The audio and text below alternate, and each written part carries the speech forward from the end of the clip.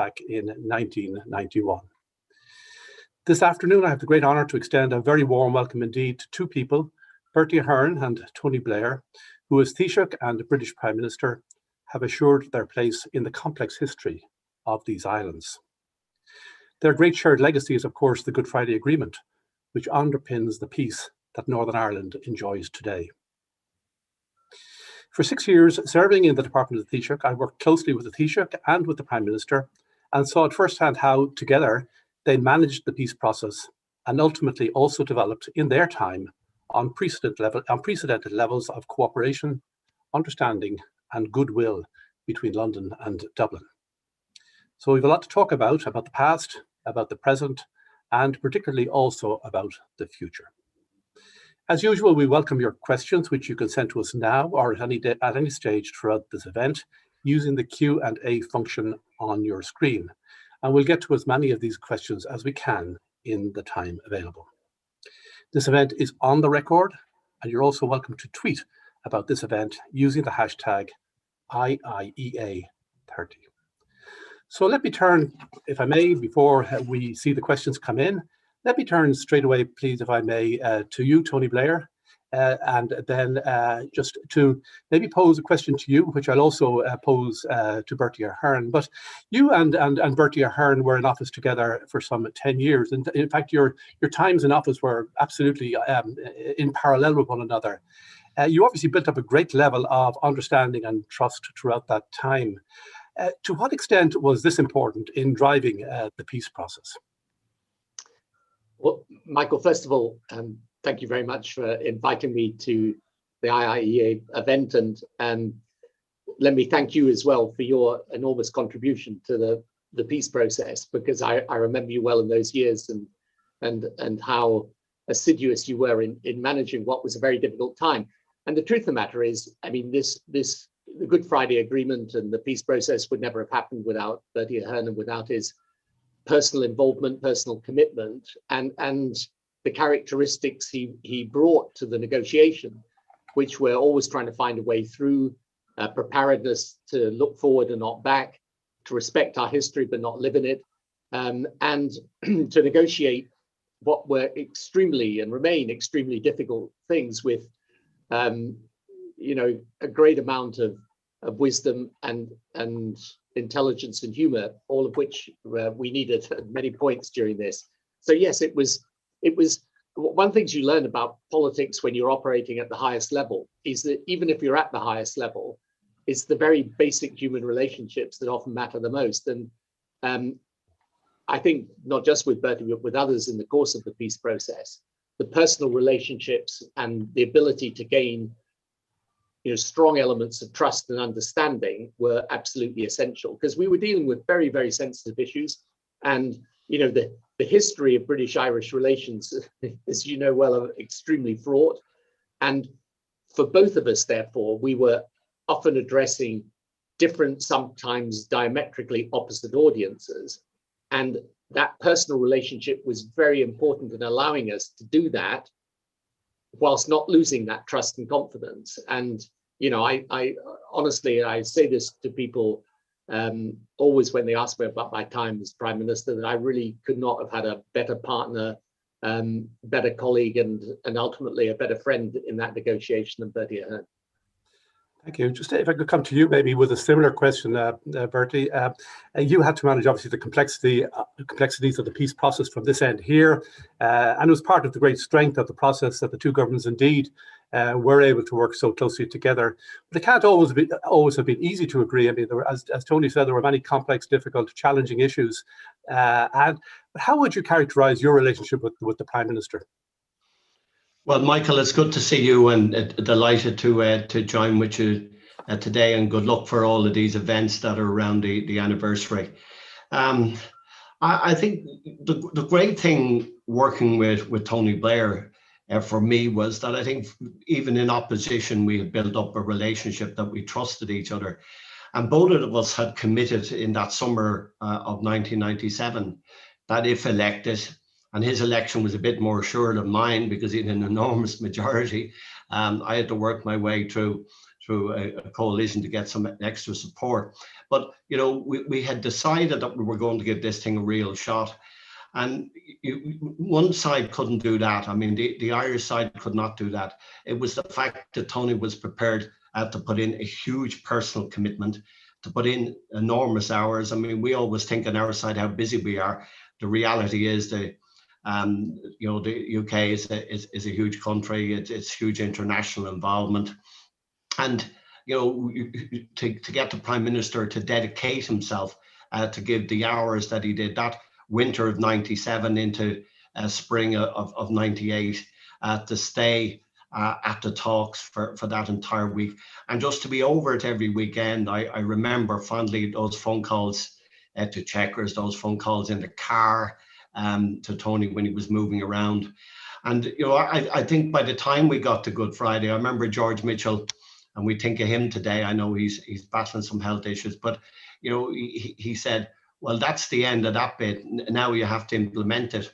And I think Tony and I realized that for another 9 years, we have to do that. But I think the friendship, I mean, I treasured from my life, the rest of my life, the friendship we had. We had some fun too, but we worked at EU level closely. We worked internationally closely. But I think for the island of Ireland, the fact that he was prepared to give the commitment, the time, the energy, his enormous skills, that's really what got us across the line. That's excellent. So, you know, it's now 23 years since the agreement was signed. 23 years have passed. Lots of challenges along the way. There's been successes. There's been disappointments. I suppose there's been frustration. Tony, I mean, how would you see the state of affairs today? I mean, would you have a sense that the Good Friday Agreement has fulfilled all of your many of your expectations? Well, I think the Good Friday Agreement was just a beginning, as Bertie was saying a moment ago, and then after that there was a long process of implementation. And I would say that, you know, for the 9 years following the Good Friday Agreement, until in 2007 we finally got the executive up and running properly and sustainably, I mean, it was agonizing all the way, and there were constant problems and difficulties: decommissioning, police reform, criminal justice reform. The thing was, it required constant management and focus. And, you know, obviously, look, around the world, as I know very well now, people regard the Good Friday Agreement as an immense achievement, and it was. But in the end, you know, it takes a long, long time for, you know, old problems and elements of enmity to disappear. And I think, you know, we can't. Obviously, now we're in a new and difficult situation, but you can never rest with this. And I think the one thing that I learned during the course of dealing with Northern Ireland over all the time I was Prime Minister was that, you know, the moment you were complacent, the thing could slip away again. And therefore, I think today, when, you know, as a result, I think principally of Brexit, but also of other issues, the Northern Ireland situation is back on the agenda. You know, a lot of problems and things that we have to sort out. I mean, it just goes to show that, you know, you've got to keep up the pressure to allow those changes to deepen and take root. And it's not easy, and it will take time. And I think that, you know, it's been very frustrating for me, obviously, because, you know, I can see over this past period that a lot of those tensions have now come back to the surface again and are being debated in ways that are, you know, pretty difficult to resolve, frankly. So, I mean, it exceeded our expectations in the sense that, you know, it worked as an agreement. We managed, at least for a considerable period of time, to get a reasonably stable government in Northern Ireland. It worked to that degree, but there was always, even without the recent problems, there was always going to be a lot more to do. And now, really, as a result of Brexit and all the issues over the Northern Ireland Protocol, we now got a lot more to do in order to make sure that its safety is guaranteed. Would you see, Bertie, its safety being threatened currently, and how I mean, what's your sense of the agreement after these 23 years? Has it met your expectations? I know a lot more work to be done, I'm sure, but I mean, does it cause a level of frustration with you? And maybe just also, if I may, Bertie, to what extent would you have a concern that the current generation, if I may call them that, maybe has maybe less of a full appraisal of what it took to bring about the peace that was secured in the 1990s? Yeah, I think probably the great success of the agreement in the early years is that it ended violence. I mean, there has been some events, but thankfully not much. There's been some protests, but again, not much. And I think that has been the very successful part. Have we still got peace walls? Have we still got differences? Have we still got antagonism and sometimes just raw hatred? And unfortunately, some of those things that I would have hoped would have drifted away over a decade or two have not done so. As I always say, Michael, the one thing that Tony and I were always talking about was the process, and it was a process, was an ongoing process, and that this would live on probably for many, many decades afterwards. The one thing we never talked about was what would happen if the UK or Ireland left the European Union. I think we spoke about everything else from A to Z and back and up and down, but we never thought of that. And quite frankly, that has created the real tensions of the last few years. And without getting into it blow by blow, we thought that that we were through that. We thought the protocol had got the UK into the tunnel, which ultimately led to the full withdrawal agreement. And then even this very day, as we speak, Lord David Frost is indicating that he doesn't see the protocol being part of the UK policy going forward. So, this is a real tension. And unfortunately, that then creates the position that the politicians believe that in some way or another they can move this aside. And, that can't ignore the fact of what will EU leaders will say. This is the integrity of the single market. So things now that are outside of what Tony and I negotiated start taking over. And I think that's going to be the problem for the immediate months ahead. Yeah, and Tony, I mean, 23 years later, I mean, you've got to some extent a new generation of politicians in Britain, many of whom basically weren't around for the Troubles, indeed, and indeed for the what you achieved in the 1990s in particular. I mean, is there maybe a lack of full appreciation of the dimensions of what it took to bring about that agreement and what it still takes to protect it? Yes, I think there is. I mean, I think the problem is, number one, a lot of people don't remember what the Troubles were really like. When our new schedules would be dominated often many days of a week by terrible tragedies and acts of violence in Northern Ireland. I mean, it was a very, very difficult situation for years and years and years. And so, yes, I think that's now a distant memory for people. And I do think there's always a risk when you create a peace agreement, you settle everything down, the situation's calmer, and the risk always is, I think this was less with us because we had negotiated the original agreement, and therefore we're constantly on the watch to make sure that it was sustained. But I think there is a risk that politicians got to take the Good Friday Agreement for granted and thought, well, this is just the way of things. And the truth is, there are still issues that you need to resolve. And then, of course, this whole new dimension as a result of Brexit and the Northern Ireland Protocol has created additional real problems. And I think it's also meant that some of the issues that we weren't able to deal with, because there's still segregation in Northern Ireland. We still have a situation where I think fewer than 10% of the children go to mixed schools. So you've still got a lot of social and economic issues that have got to be reckoned with. And the trouble is, those issues are always potentially going to rise to the surface and cause real problems when they then get linked with the issues that are around, the constitutional questions. And look, the problem very simply with the protocol now is that, it's an inevitable consequence of the fact that The UK voted to leave Europe.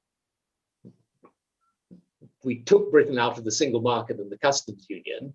And then because the external border of the European Union then became the border between North and South and Ireland, it was always going to be a huge problem. And there was never any way out of that. And so that's the reason why the protocol was negotiated, and it's extremely difficult. And so you've got some of these long-standing issues, social, economic, the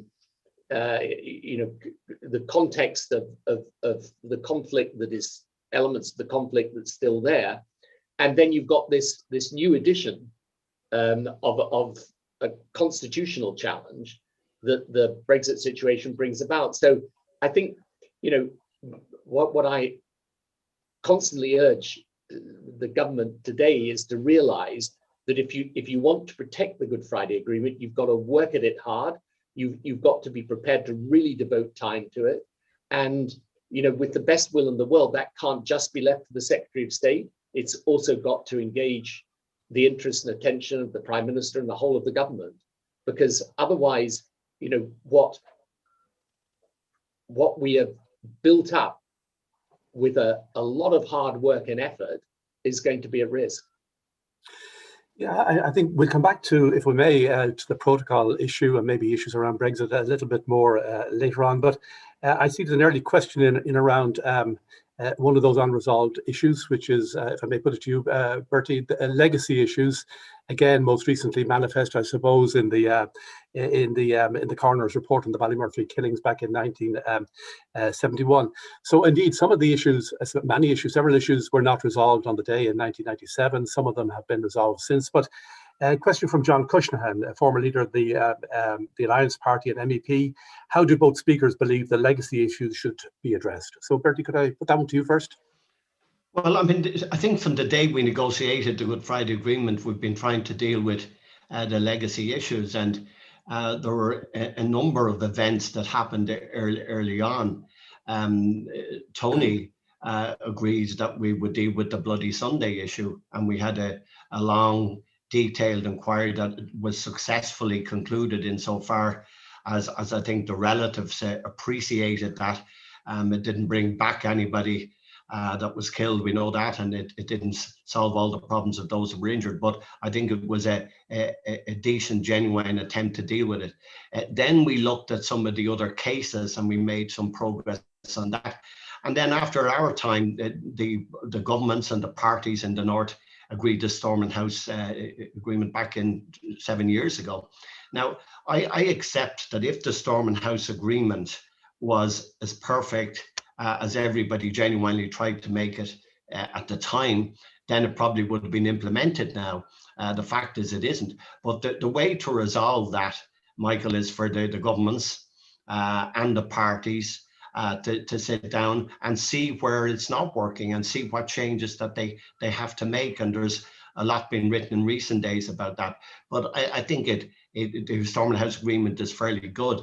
Maybe it's some nuancing that is required to deal with it. But at the same time, as you recall, Mike, I put a lot of time into the Dublin Monaghan bombings, some of the other bombings that took place in border towns. Nobody was prosecuted on that, but we had two eminent Chief Justices or Supreme Court judges, Justice Hamilton, who spent many years on it, then followed on again. So there was a lot of work done on that. I don't think that can be done for every single case.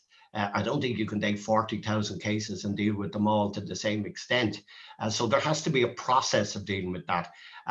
And that has to be worked out in the Stormont House agreement. And, you know, one of the things, just to quickly add, Mike, what Tony was saying, I'm delighted to see that the two governments had a meeting the other day, but more importantly, that there is a British-Irish Intergovernmental Conference. The reason Tony and I put that into the agreement was that the kind of partnership and connectivity between the two governments that we had established for a decade would continue on. And, you know, there hasn't been a British-Irish Intergovernmental Conference in the life of either the government here or the British of this British government. So I think these issues need to be sorted out, and when they have their meeting, which we've been pushing to for some time, I understand it's in June, but they need to look at these issues and not ignore them and not let them drift any further. Tony, do you think there's room for, I mean, it wasn't done at the time, but there was a lot of talk about it, some sort of truth retrieval, like in South Africa, in terms of dealing with legacy issues from the past. Would anything have been achieved by that? And maybe why didn't we do something like the South African Truth and Reconciliation Commission? Well, I think it's worth exploring all of these options, because people, you know, you're trying to deal with two problematic and sometimes conflicting emotions. One is to try and put the past behind us, but the other is to understand the suffering and the heartache that people have gone through, and their desire to know the truth about what happened. And we did try and resolve this when we were in office, and frankly, we found it impossible to do it. And the Stormont House Agreement was an attempt to do it also. And so I think you've got to keep searching for this, because although in one sense it's very easy to say, well, look, just let's put the past behind us and move on. For a lot of the families who were, and so many were, who were touched by the troubles and lost the ones that they love, and in circumstances where they don't know what happened to them, this pain, I think, never goes away. And one of the reasons, look, I remember when we set up the Bloody Sunday Inquiry, and I had a lot of internal opposition to it, And I have to say, as it was going on, I was, at times worried about how it would come out and how we would handle it. But in the end, it actually did serve its purpose, because it allowed people to find out the truth of what happened. And that is an important part of allowing people to grieve in the right way. So I think there's no easy answers to this, and I don't want to cause any more difficulty for the government than what they're in already. But I would just stress this, the thing that Bertie just said a moment or two ago. The British-Irish Intergovernmental Conference was an important element of the agreement. And honestly, all of these issues are easier dealt with if the British and Irish governments are working closely together. I mean, I can say throughout the whole of the 10 years of my premiership, the ability to have that close relationship with my Irish counterpart and our two governments to be pretty knitted together when trying to deal with issues of immense sensitivity. It was an enormous protection for us and an enabler to find solutions. So I think if this conference is coming up soon, I think it can't happen soon enough. And I think it's in that context you're able often to find solutions to these problems. So just a question here from Daniel Murray, who's from the Business Post, an Irish weekend newspaper. And maybe to you first, Bertie. He says, as a result of Brexit, do we need to rethink elements of the Good Friday Agreement or create a new agreement on the politics of a shared island post-Brexit, in the process reaffirming the Good Friday Agreement for a new generation? So I suppose the issue is, and there has been a little bit of chatter, not at governmental level, but there has been a little bit of chatter around, I suppose, about whether the agreement is there for all time in the shape and form that it was negotiated in '98, or is there capacity to look at that, or is that a good idea even? No, well, Tony and I had never any problem about that, Michael, as you well recall. In '98, when the agreement was ratified, we put a review clause into it. And after the 2003 election, where the DUP and Sinn Féin came to prominence, then we started engaging with the Sinn Féin leadership and the DUP leadership, which led to the October 2006 agreement in St Andrews. And that was a review. And that was difficult negotiations as well. And that allowed us to continue on in the institutions to be formed in May 2007. So there's never any problem in looking at to see where we can nuance it. The idea of negotiating or changing it would be lunacy. All you need to do is to tweak it wherever you need to tweak it. I sometimes worry, and I'm not saying it about Daniel, but I sometimes worry that some of the things I hear about the agreement that would really be good for some of the current population to read the full agreement, because they make comments about things that are actually in the agreement. So, but I have no problem about people looking from time to time and seeing if there are things that we can go. But I really do feel, Michael, that since 1997, the biggest issue that we faced, and we faced lots of issues, I really do think it's Brexit, because it's creating problems within political parties, it's creating problems within loyalism, within unionism, it's creating tensions economically wise, and really a handle on this has to be got onto very quickly, because if we just keep on shouting across the water at each other, it's not helping. Okay, just I see a question in here from Bobby McDonough, former colleague, of course, and well known to you, Bertie, and perhaps to you, Tony, as well. But what Bobby says, Brexit represents a lurch towards unilateralism and, quote, taking back control. How dangerous is unilateralism for Northern Ireland and more globally? Tony? Yeah, well, it's, look, my view is that the world we live in requires countries to cooperate, and you do that not because you want to diminish your own national interests, but because you believe that cooperation enhances it. So, look, as you know, I was strongly opposed to Brexit. It's happened. It's there. I think with goodwill and some trust, it is possible to find a way through the problems caused by the Northern Ireland Protocol in the Brexit agreement. But the trouble is, you know, that trust and goodwill is in pretty short supply between the UK and Europe. I mean, I've had these conversations also with the current Taoiseach, and you know, my institute published quite a good paper just a short time ago suggesting how we might better bridge the gaps between the sides. But you know, the origins of the problem are just very, very simple. Inevitably, there was going to be a problem along the border. And so for the European Union, of course, it's got to protect the integrity of the single market. If we want to keep the border open, that means naturally a different relationship between Northern Ireland and Europe than the one between Britain and Europe so far as aspects of trade are concerned.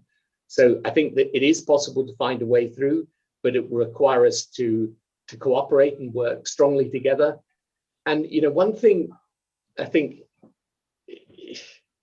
the spirit with which you approach that, and this really goes to the point about unilateralism.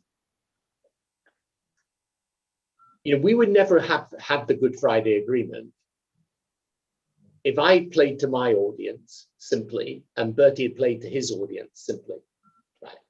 So one of the real challenges of leadership is the degree to which you're prepared ultimately to say to some of your own people and your own supporters, look, this is worth spending political capital on. And even though there may be an easy and popular solution, we're not taking it. And the Good Friday Agreement, not just myself and Bertie, but you know, all of those people who were involved in negotiating that and agreeing it, all of them at some point, in order to make this work, had to be prepared to spend their political capital and be prepared to say, look, in the interests of cooperation, because we have a desire to reach agreement, we're prepared to make compromise and concession. And, you know, that is the spirit in which this has got to be approached now. And so if we approach it as the UK in just trying to play to those people who are strongly pro-Brexit, you know, we'll make a big mistake.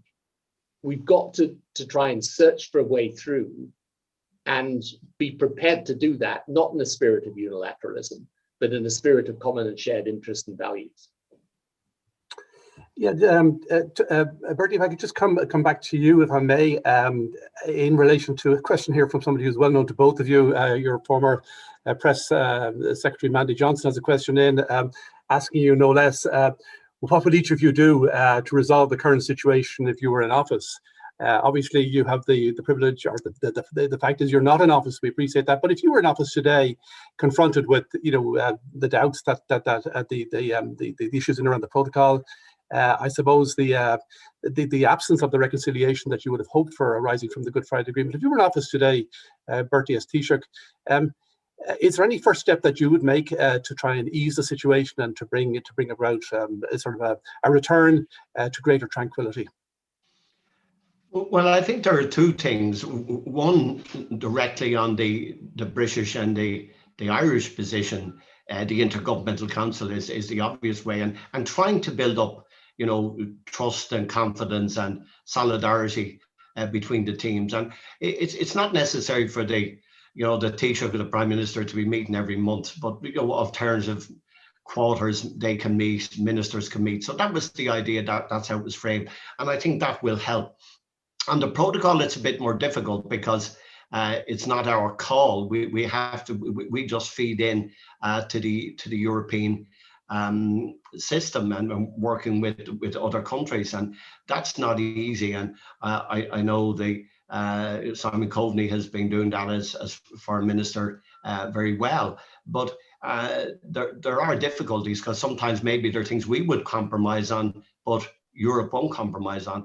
But I think you can just try and try to bring things around. But as I understand it, Michael, I might be wrong on this, but it looks as if, and I don't want to throw more oil on the fire, but it looks as if David Frost is more or less saying the way that Europe are trying to operate the protocol is very fine, but that the UK are not going to play that game. And that's what's in this letter of today, if the news reports are correct on it.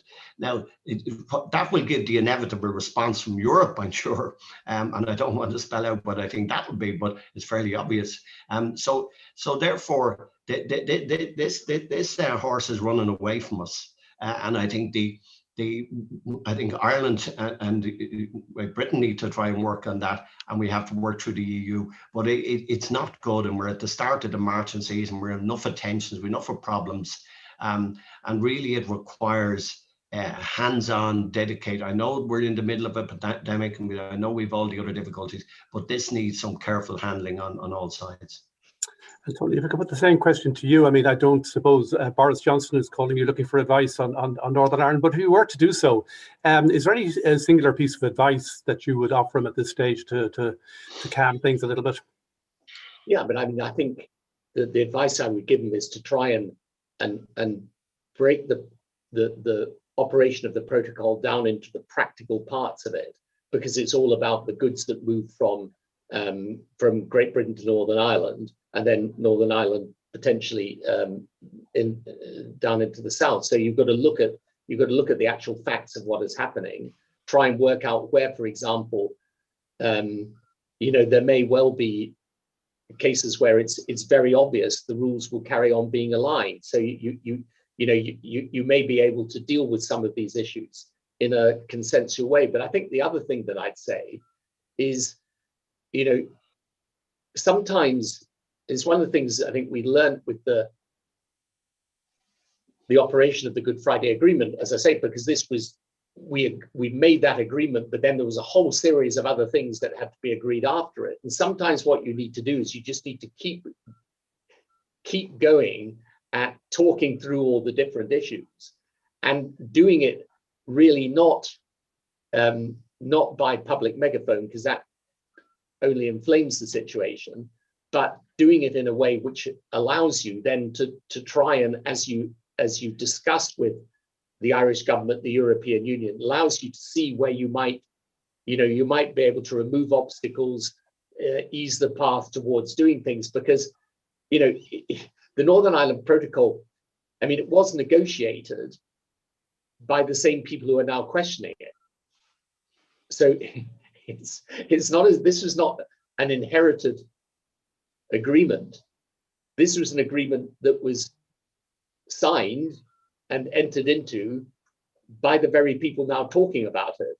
So I think, you know, it's going to be very difficult if the UK simply says it wants to cast it aside. That's going to be extremely difficult to do, because, you know, it's not as if the issues at the heart of it weren't absolutely obvious at the time that it was negotiated. I mean, they were absolutely obvious. That's why some of us were saying, well, there's going to be a problem here. So I think in those circumstances, my advice would be, you know, and I think this it will take the involvement and engagement of the Prime Minister ultimately, is that you've got to approach this in a way which tries, as I say, to disaggregate all the issues, find out where there may be common ground, and work out some practical solutions, because otherwise you'll end up in a situation where there is a complete breakdown, and then all of those anxieties that there are about the protocol and the way it operates are just going to deepen, and the thing will become even more difficult to resolve. I mean, I think it is possible to resolve it, by the way, having looked at it in some detail myself. I think there are areas where it's obvious there's going to be a common interest in preserving common rules, but it requires a lot of patience, a lot of hard work, a lot of goodwill, and a lot of trust. And as I say, those latter two things are in short supply right now. We're just up against the clock a little bit here, so I'm just going to come to one or two questions. There was a question here from Harry McGee from the Irish Times. If the UK government, Tony, in a unilateral move, were to scrap the Northern Ireland Protocol in its entirety, where would that leave the situation re a seamless border between North and South? And Bertie as well. And then I just want to come to one final question, if I may, in relation to a border poll, of which we have many questions come in. But maybe Tony, first, you on the question of if the UK government were to unilaterally scrap the protocol, is that even an option? Well, I don't see how we can do that. I mean, we entered into an agreement, so I think that would be. I mean, that would get an extremely negative reaction. I think it would be a big mistake to do that. I think what the government's got to do is it's got to try and work out some practical solutions to it. I think they are there to be grasped if we really want to. And I think that's best done without trying to put some sort of public pressure on the EU, because that's only going to make the EU come out with an even stronger defense of its own position. So I think this has got to be done by patient negotiation.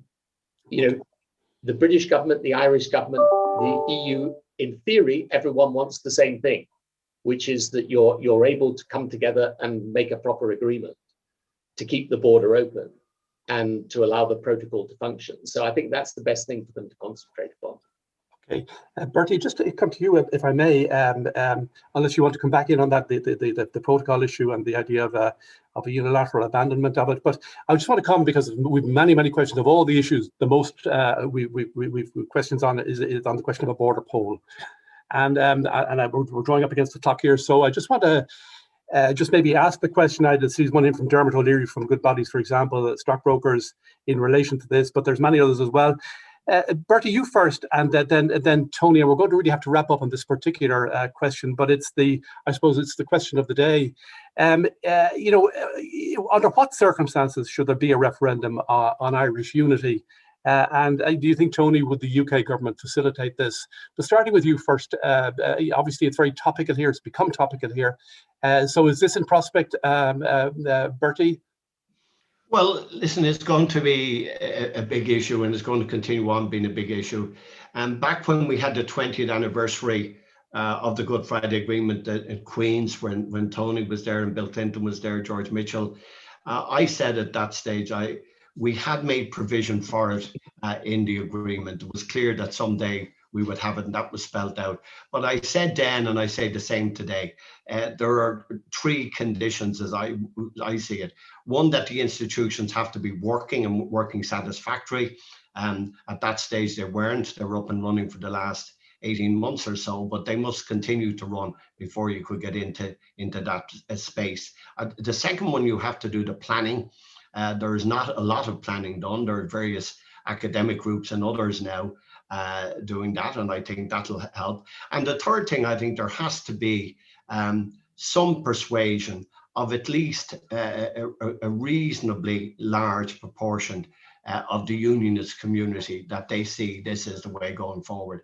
The idea of having a sectarian headcount or having us or them or just pitching one side against the other is not the way to go.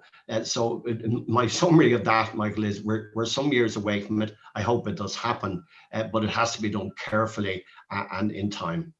Okay, Tony, I'll leave the last word on that to you. Yeah, well, I think those are wise words from Bertie of caution in this, particularly at the present time. I mean, look, there's provision set out in the Good Friday Agreement as to how this can happen based on assessments of public opinion. But in the end, I think Brexit's put the issue back on the agenda in Scotland. No doubt it's put it back on the agenda in Northern Ireland. But I think we've got to proceed with a lot of caution and according to the terms we've set out in the Good Friday Agreement. And probably right now, it's not very auspicious to put it high on the agenda. Let's get the problems we've got now with the executive, the Northern Ireland Protocol, and everything sorted out. Okay. So look, I mean, we've come to the end of this part of our webinar, and I think we've seen something quite special in these exchanges, and also got a sense of the capacity and the potential for these islands, and particularly for Northern Ireland, when London and Dublin work in close harmony with one another, which was very much a feature of when Bertie Ahern was Taoiseach and Tony Blair was Prime Minister. So on my own behalf, on behalf of the IIEA, I want to thank you both. Sincerely, we could go on for the whole afternoon. We're only really scratching the surface, and we always knew we'd only get so far. But I think we got an idea of really your views on current issues, and obviously the sincerity with which you hold these views as well. So we very much appreciate. But before we adjourn this event, I do, however, now want to turn to you to introduce to you, Tony and Bertie, the winner of the IIEA Brendan Halligan Emerging Scholar Essay Competition, the winner of which we announced yesterday, and she is Lisa Claire Whitten, who's a PhD student in Queen's University, Belfast, whose essay on Ireland, Europe and Northern Ireland was chosen by a panel of independent judges, and we're very, very pleased that Lisa is with us. But before I hand over to Lisa, I just know that the Tony and you first, Bertie, maybe would like to offer your congratulations to Lisa Claire. Yeah, Lisa, sorry. Go ahead, Tony. Go ahead. Lisa, well done. That's and I'm looking forward to reading it this weekend. Should offer me some interesting clues on the conversation we've just been having. But well done. That's a great achievement. You'd like to know, Tony, we limited the competition to 1,500 words, so I'm sure Lisa Claire could have written more extensively, but you get an idea of the quality of the work from within the 1,500 words. So Bertie, just maybe just a word from you before we hand over to Lisa Claire. Yeah, Lisa Claire, my warmest congratulations to you, and well done to win an essay competition called after the great Brendan Halligan, who I knew so well. It's a great tribute to you and a great honor as well. So and congratulations as well. You told me earlier on that you managed to get your PhD thesis in as well. So congratulations, and I hope you can enjoy the summer ahead. Okay, thank you both. So listen, I wanted, Lisa Claire, I want to bring you in now, if I may, and first of all, again, to congratulate you on behalf of everybody at the Institute. I was at the final adjudication panel. I can tell you it was pretty demanding stuff, the expectations that they had, and obviously you won out in the end of the day. So and now maybe I'd just like to bring you in, if I could, maybe to talk about your essay and its central theme. Of course. Thank you, Michael, and Prime Minister Blair and Taoiseach Ahern for your kind words. And thank you to everyone at IIEA for extending the great honour of being the first recipient of the Brendan Halligan Emerging Scholar Essay Award.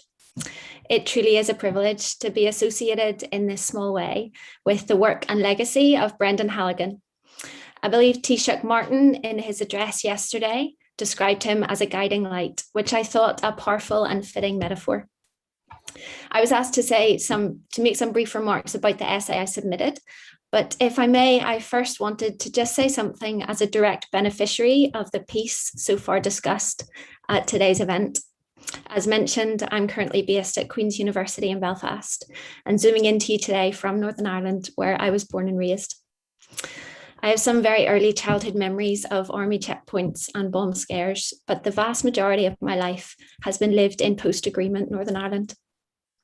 This being so, and given it's very rare I would have the opportunity to do so, I wanted to put on record, virtual record, my heartfelt thanks to Prime Minister Tony Blair and Taoiseach Bertie Ahern for their efforts towards and dedication to the pursuit of peace and reconciliation in Northern Ireland.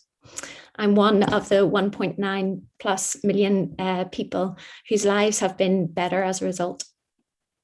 Turning to the essay, as mentioned, its content and argument was based on a comparison between the peripheral status of Northern Ireland in the accession process of the UK and Ireland to the EEC, which became the EU, and its pivotal status in the process of UK's withdrawal from the EU, Brexit. When the UK and Ireland joined the European integration project together, Northern Ireland was in a state of severe political instability. As the legislative and constitutional processes necessary to formalise accession took place in the two states in 1972, the people of Northern Ireland endured one of the worst years of violence and political turmoil of the Troubles. Yet the worsening crisis here had no noticeable effect on the parallel processes of British and Irish accession. Fast forward 47 years, and as we all know, Northern Ireland played a starring role in the Brexit process. Arrangements eventually agreed by Prime Minister Johnson in the Northern Ireland Protocol substantially differentiate Northern Ireland from the rest of the UK through sui generis provisions that establish Northern Ireland as a new frontier in EU external relations and further reinforce its particularity as a region of the UK and as a sub-state entity with an exceptional relationship with its nearest neighbour, Ireland. The essay reflects on the stark contrast between the status of the Northern Ireland problem in 1972 and again in 2020 can tell us about the project of European integration generally. I shall leave those points for anyone interested enough to read at a later date. But in setting out that contrast, the essay discussion implicitly begs the question as to what the status of Northern Ireland is and will be in the post-Brexit era. I don't have an answer, but I would suggest that this is the most important question to be addressed in any discussions of peace and its future on the island of Ireland and between these islands. The challenges facing post-Brexit Northern Ireland are considerable. The peace here is fragile and it is incomplete. However, the fact that the starting point for the conversation this afternoon was how that peace can be preserved and how it can be improved is still, I would argue, reason for us to hope that the difficult issues of today can be overcome. Thank you very much. Thank you very much, Lisa Clare, and thank you, Tony, indeed, and thank you, Bertie. We're going to draw proceedings to an end here. Thank you indeed, Lisa Clare, for sharing that. Plenty of food for thought there, and we look forward to putting it on our website very shortly. With that, I want to draw proceedings to an end to thank the Taoiseach, our former Taoiseach, former Prime Minister, very, very much. Our events in the IIEA will be continuing in the afternoon. We have another event at 3:30 dedicated to Northern Ireland, chaired by Dermot MacDonald. You're all welcome to stay, those of you who are joining us. But the rest, Taoiseach, Bertie Ahern, former Taoiseach, Lisa Clare, Prime Minister Blair, thank you very much indeed. That was really, really important that we should have had this conversation, and thank you for joining us. Thank you very much indeed.